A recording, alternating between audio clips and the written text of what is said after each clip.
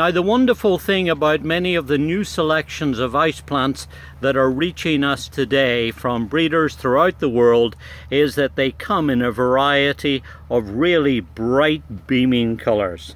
And if you like your colors on the warm side, and I'm warning you that you're about to see something here with spectacular bright orangey colored flowers that's so warm you could almost toast bread on it. Just look at this little one that's part of the Hotcakes series called Pumpkin Perfection.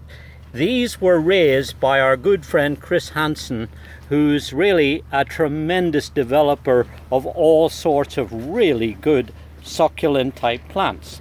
Now, the thing with these is they love to grow in sunny, well-drained conditions.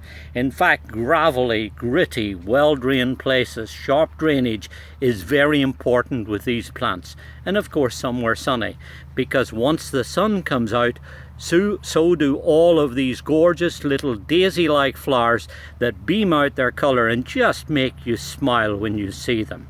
So if you've got a rockery, a raised bed, perhaps a sloping bank somewhere that's gritty and gravelly and not many other plants would survive there, then this is something that you could consider doing, because once it's established, it's both drought and heat tolerant.